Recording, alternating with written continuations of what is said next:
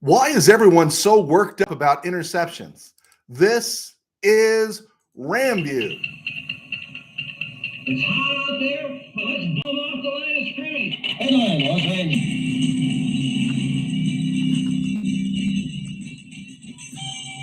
Los Live from the Ram Cave, I'm Joe Tarosian, and this is RamView, the August 9th, 2023 edition, brought to you by Kistler Law Firm. Injured in an auto accident? Need help? Got questions?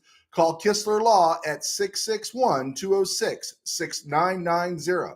That's Kistler Law at 661-206-6990. And check out KistlerLawFirm.com. That's one word. KistlerLawFirm.com. Kistler Law, they've been fighting for you since 92. And by Temple City Auto Repair. Having some auto issues? Get yourself some John and Henry at TempleCityAutoRepair.com. And of course, by Granite Ridge Christian Camp, a place where your life can change. All right. So a lot of stuff to talk about, a lot of stuff to get into. Just before we get into the Rams, I want to talk about some general sports stuff. I will stay in my lane, but there's just things you got to talk about because they affect everything in sports. U.S. women's soccer again. This is the last time I'm going to mention it, but are you kidding me? Are you kidding me? Do you see a narrative with the KBM, the Kiss Butt Media? It's like, you're too stupid to understand what you saw or what you've heard come from this squad for the last 5-6 years. So therefore, you really don't have no place to say they stink, they're bad attitudes. I don't want to root for them, and I'm happy they lost. In fact, I will go against the grain. It is patriotic to root against the team that is unpatriotic against your country, towards your country. But the KBM is all united to try to make you feel bad about what the conclusions you've come to. And this is what the Kiss Butt Media does. So that's why. Now, you might not be in the room with the Rams or an NFL team or something like that, but there are things you see and things your years in sports or watching sports or being part of sports or 21 years of sports writing. There are things that your mind informs you, what your eyes inform you with, and you come to a conclusion. And just because the KBM that has the platform is trying to make you feel bad, don't feel bad, all right? You can boo for everybody else, but don't boo for the national women's team, right? Don't believe me, just watch. Boo for them all day long. This is the result of coddling and who they think they are. Even their own former players are saying this about him, right? About them. So anytime when the production isn't equal to the buildup or the trash talk, you should be slammed. You should be slammed. How different would it be? Would say, yeah, I don't like them, but they backed it up. They didn't. How are we going to stop them? Good luck with all that, right? And apparently the rest of the world had an answer for the women's soccer team. Okay, another thing that blew my way here was baseball. And I love baseball. It's been a hard year as a Mets fan to really get into what's going on with the Mets this year. I think they'll bounce back. I'm optimistic for the future. Cohen really believes in this team. He was a fan. He's a bazillionaire. Maybe he could sponsor the show. Okay. But for the record, I love baseball. And I especially love 9-inning pitchers duels that are decided by 2-1 scores. I just think culturally we've moved past that as attention spans have shortened in the West. We keep having to see changes made to accommodate the Colin Cowherd types who say baseball is too boring and or don't take the time or incapable of giving baseball the time to discover the best the game has to offer. And the baseball is still great, but baseball is like somebody who loves beer. I don't drink beer. I don't like beer, but they tell me it's an acquired taste, right? I don't like wine. I'm down with the smell of wine, but I don't like wine. It's an acquired taste. Everyone tells me it takes time to get into it. And baseball is just unlike any other sport. However, with dwindling mental focus in our culture that is encouraged by the KBM, it makes me worry. How long until each inning is only 2 outs and we're in 7-inning games? It's coming because the attention spans aren't holding steady. The attention spans aren't getting any better. Attention spans are dwindling. Pretty soon the NFL is not going to be fast enough. and we'll have 20-second clocks between plays. It's coming. It's coming because our culture is devolving here in the West, and we have to find a way to put the brakes on some of the stuff we do in terms of with our phones and social media. I'm not calling for laws, bans, or changes, but it's going to take a concerted effort by the individual. And the sad part about that on a micro is baseball is going to be lost. I appreciate the pitch count, the pitch clock, and I understand all that. But I still find, even if they have to have a 30-second pitch clock, I still enjoy 2-to-1 baseball games. I just do. I enjoy baseball. Desperate dead period material. Johnny Manziel has his own documentary.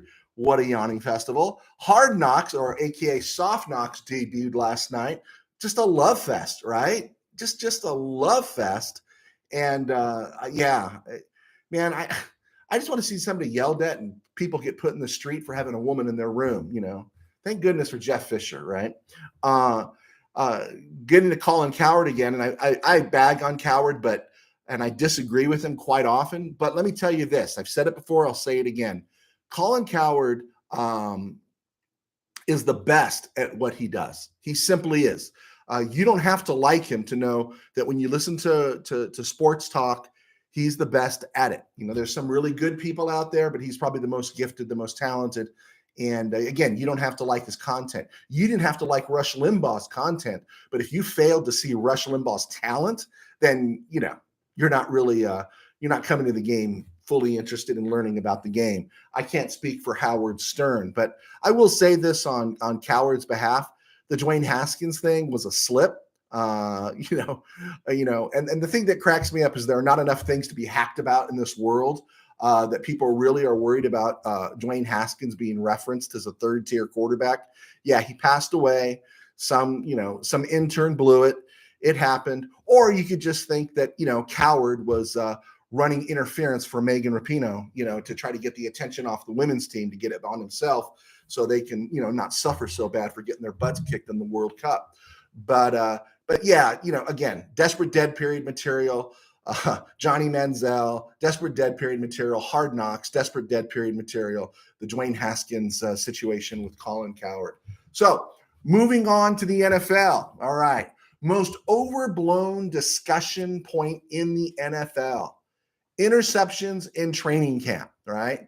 And the lack of scrutiny of interceptions during the regular season. We break down analytics in everything that we do now in the NFL, and no one really takes the time to discover the version of the interception of what's the earned run and what's the unearned run, right? When Matthew Stafford threw 2 picks in the Super Bowl a couple of years ago, everyone was, oh, he threw 2 picks. Really? If you know the game and you watch the game, and there should be a stat line and there should be someone out there saying, those were unearned picks or whatever you want to call them. The pick in the end zone at the end of the first half was a deep throw that Van Jefferson didn't fight for, and that's why you got Demarcus Robinson in town. That's why Allen Robinson was signed. And also the one where Skoranek tipped the ball into the Bengal defensive player's hands in the beginning of the second half. These things are not assignable to the quarterback, okay? So let's not get caught up. Why don't we break down those interceptions the way we break down an ERA? Also, you want your quarterback, right? In practice, in training camp, even in preseason games, you want them to see what they've got, what trust they have in their receivers, what throws can they make, what throws in this current offense that they're in can they make.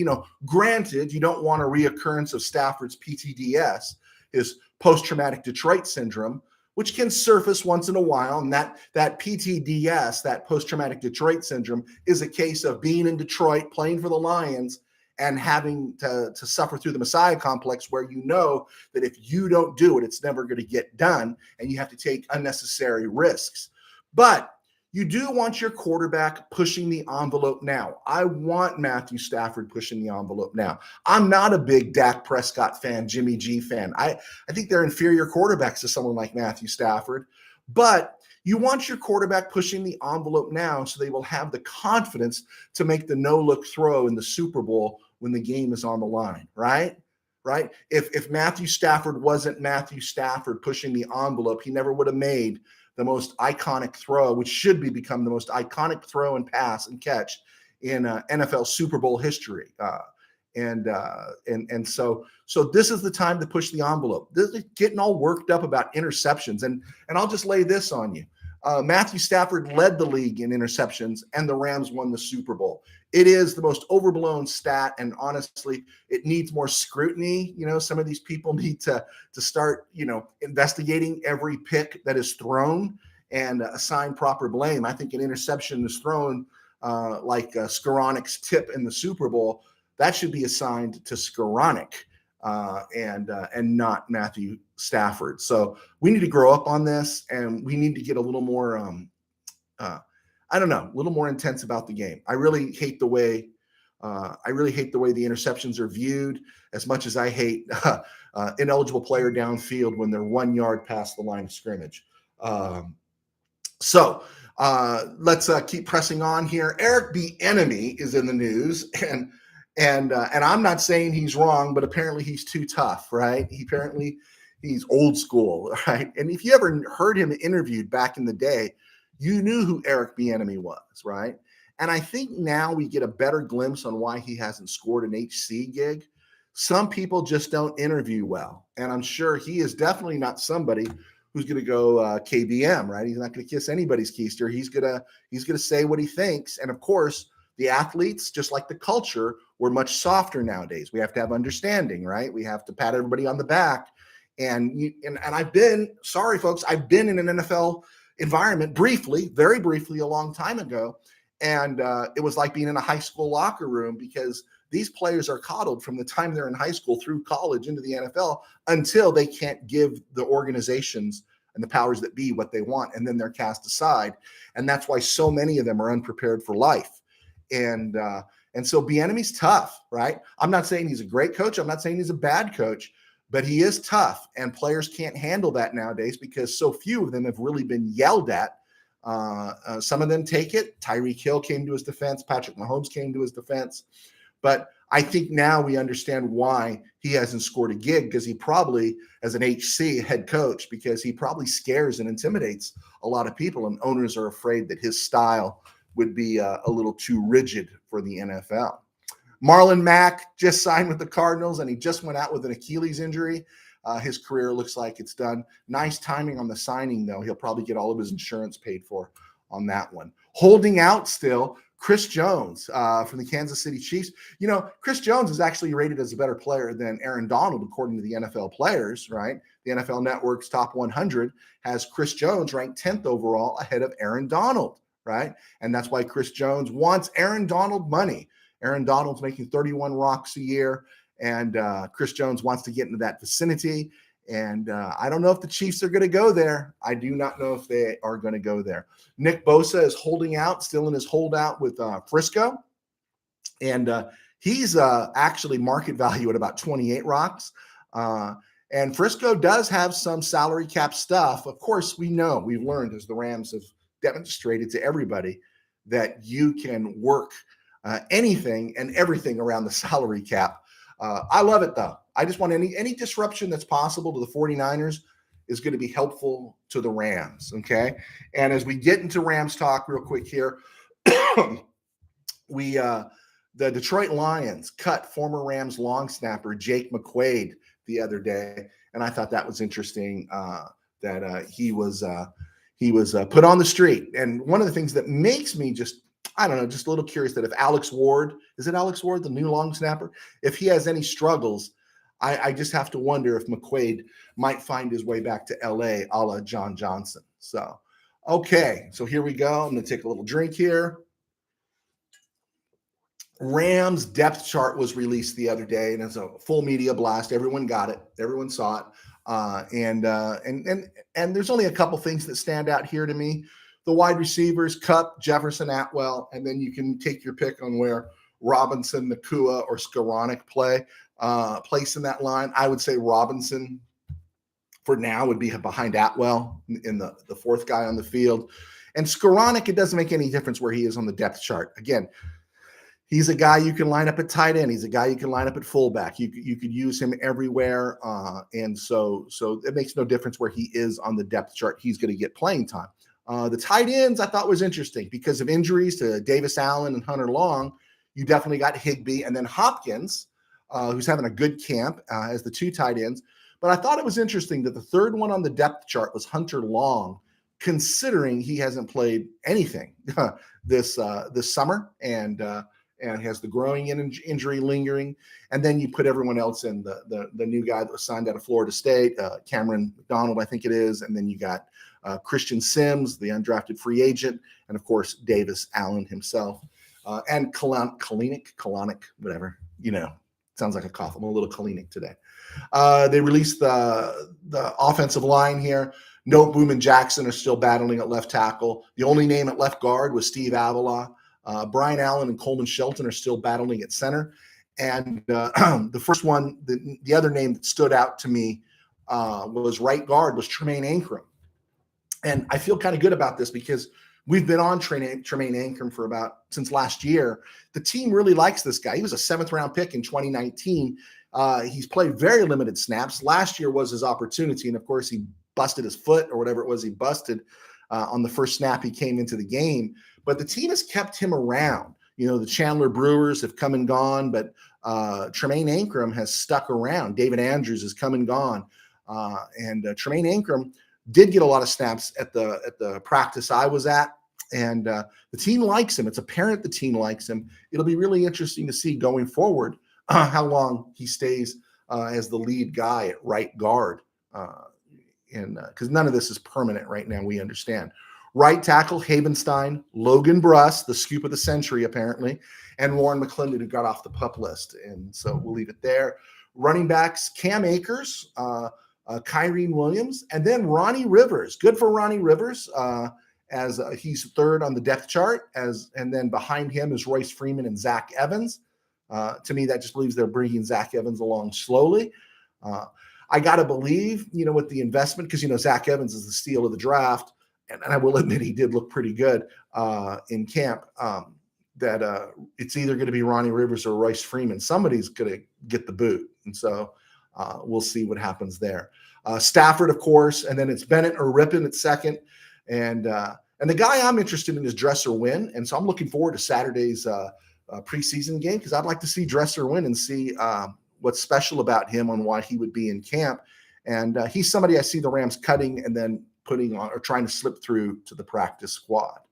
The defense list was Marquise Copeland and Ernest Brown battling for one defensive end spot, which I thought was interesting because Ernest Brown has been a no-go, non-factor for 2 years since he was drafted. And Marquise Copeland's been slowly climbing the ladder, and it seems like it's his time, but it's interesting to see Ernest Brown right there in a starting discussion there at defensive end. Bobby Brown at nose tackle, which feels very comforting that he's developing. He was in the same draft with Ernest Brown. But Kobe Turner, they listed him at nose tackle. And Turner, what does he clock in at? Like 290? I thought he was more like 280. I think he's about 290, 291. That feels a little light. You do want that 325, 3-spin Bubba at nose tackle. Defensive end, Aaron Donald. You ever heard of him? And Laurel Murchison is on the depth chart right behind Aaron Donald. And I would have thought Murchison might have been the other guy. Everyone was making a big deal about his 4 sacks last year and his 2 against the Broncos in that Christmas blowout. I don't know if he's in that spot there, I don't know if his odds are good on making the team. And then you think of DeJuan Johnson, Mr. Irrelevant, who's behind Murchison. He seems like if he doesn't make the team, he'll make it to the practice squad. The edge, Hoyt and Hardy and Keir Thomas. The other edge, Byron Young, Nick Hampkin, and Zach von Valkenburg. And we'll see how those guys develop. That's really up in the air. The Rams went out and got an experienced safety. They did not sign any of those experienced edge rushers that were out there, and they still haven't actually signed any of the experienced edge rushers that are out there. Let's move on here. Linebackers. Ernest Jones, it is his year. We do not want to see anything bad happen to Ernest Jones. I like Ernest Jones, and we'll see how he does. And then behind him, they got Jaden Woodby. Jaden Woodby was the UDFA out of Boston College. He's that heavy safety type that kind of in that Traven Howard mold, and we'll see how it works out for him, as he's listed second in the depth chart behind Ernest Jones. The other one is Christian Roseboom at linebacker. Maybe he's our new Troy Reader. We'll see where that goes. And then, of course, Jake Hummel. Kobe Durant, followed by Robert Rochelle, who's got a twisted ankle. Darian Kendrick behind with THT behind him, and Akello Witherspoon at the other corner of the starters. Sean Jolly is listed in depth chart behind him. Jolly, of course, is dealing with a little bit of a hamstring pull. And then you get to the safeties, and they did not amend. PFF has John Johnson already as a starter. The Rams depth chart does not. It has Russ Yeast and Jordan Fuller, and Quentin Lake as a backup. I've heard Quentin Lake might get snaps at the bandit. Well, we used to call it the bandit, or at that spot and in the box, and so we'll see how it plays out. The signing of John Johnson was just a really great signing. They got him at a good price. He's young, he can still play, and the wisdom he brings to the room. There's just that little bit of a bookend up front. You got Aaron Donald, and in the middle you have an experienced Byron Young who played in the Super Bowl and made plays in the Super Bowl, and then in the back end you got a John Johnson, and so that's really encouraging going forward. And again, it gives me hope in terms of it'll be a rough start for this team, but I think this team is going to catch fire in the second half, and that's why we think we have them projected at about 9-8 going at the conclusion of this year. Unfortunately, that includes 2 losses to the San Francisco 49ers. Okay, the Kistler Law Rams trivia question of the day. All right, these are for some diehards here. These are for the folks that love it, and we'll just see what you know. Okay, when the Rams traded Roman Gabriel to the Philadelphia Eagles in 1973, it was a big trade, a big Klosterman deal. They received 2 players and 3 draft picks. They got 2 number 1s and a 3rd rounder, and the 2 players they received. One, I will tell you, was Harold Jackson. Who was the other? Clue, he was a running back. Was it A, John Cappelletti, B, Rod Phillips, C, Tony Baker, D, Jerry Latin, E, Poe James? The Rams received 2 players and 3 draft picks in the Roman Gabriel trade in 1973. One of the players was Harold Jackson. Who was the other player? Note, he was a running back. Was he A, John Cappelletti, B, Rod Phillips, C, Tony Baker, D, Jerry Latin, or E, Poe James? Okay, let's go. We have take a commercial break here, which is down to me just having a drink on this hot day. I'm Joe Terosian. I was a sports writer for 21 years, still am kind of, and I do RamView now, and I write books. My books can be found on Amazon at Joe Terosian. Just type in my name. And I've written 2 high school football novels, 7 novels altogether. You will notice when you see the novels that I write a lot of Christian fiction, and that is the hint that my day job is I pastor a small church in Burbank called Burbank Faith Nazarene, and you can find us right here on YouTube at Burbank Faith Virtual. That is our online channel, as well as Burbank Faith Virtual on Facebook, as well as all the other places on social media. Look up my name and you'll see my church stuff, and that helps pay the bills. So I was one of the founding members at Mid-Valley Sports. I worked at Mid-Valley News, several websites, and had a cup of coffee at a couple of newspapers over the years. And I am blessed, thanks to our sponsors at Kistler Law and Temple City Auto, and even Granite Ridge, to do this show. And thank you so much for those that have clicked on. We welcome your comments. We welcome your critiques. And we do like it if you could hit like and subscribe, as many of you have recently, as we build our footprint going into this NFL season. Okay, on this date, August 9th, irony of irony, just a little bit of irony, August 9th, 1952, John Cappelletti was born on this date. Born in 1952, he played at Penn State, and he played for the Rams from 1974 through 1978. He was on injured reserve in 79. The Rams actually, after he missed the entire 79 season, he was dealt in 1980 to the San Diego Chargers, and the Rams got a 2nd-round pick for him in 1982, which is pretty good for a running back or a fullback who had 5 years of tread on him, missed an entire season, And then they got a second-round draft pick. Was that a Klosterman special? The Rams put that pick together with 3 others to take Barry Redden, and traded to the Redskins to take Barry Redden at number 14. Remember Barry Redden, running back, 14th overall in 1982 out of Richmond for the Rams. But happy birthday to John Cappelletti, who turns 71 today. Also turning 71 today, born on the same day, was offensive lineman Bill Bain, who spent time at guard and left tackle for the Rams. It listed him at playing at 279, but for the bulk of his career with the Rams, he was over 300 pounds. He was a former USC standout. He flamed out, actually, though, in Green Bay, Denver, the Giants, the Skins, and until he found his way to the Rams in 79. And he had 7 productive years with the Rams, played till 1986, floated around the 86 season. But from 79 to 85, he was fantastic for the Rams. I think he was second-team All-Pro.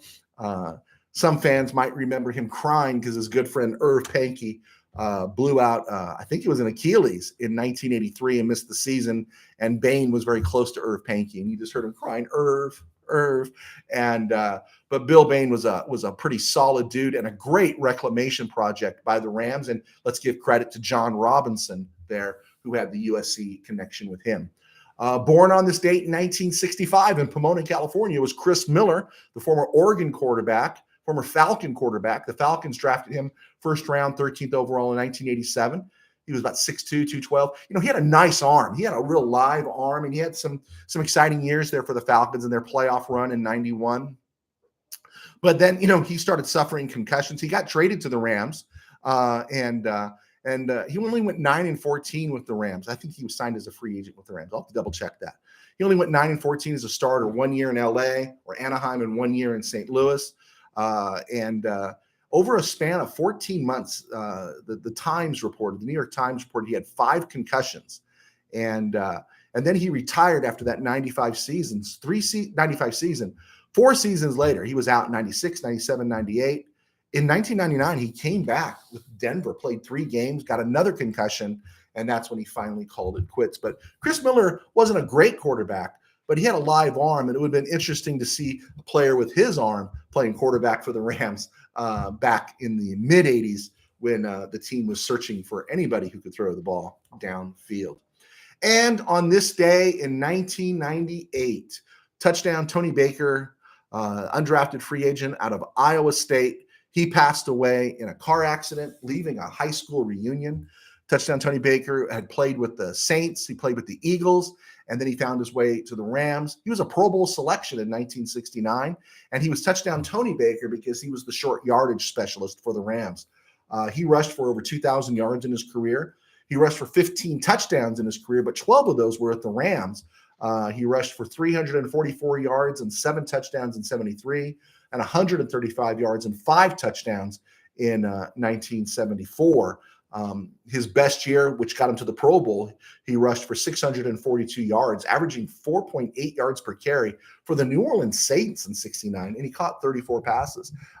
He's a forgotten Ram, but he was pretty special when he was there. It was like McCutcheon would come out and Tony Baker come in. I think actually Tony Baker definitely had more touchdowns than McCutcheon in those days.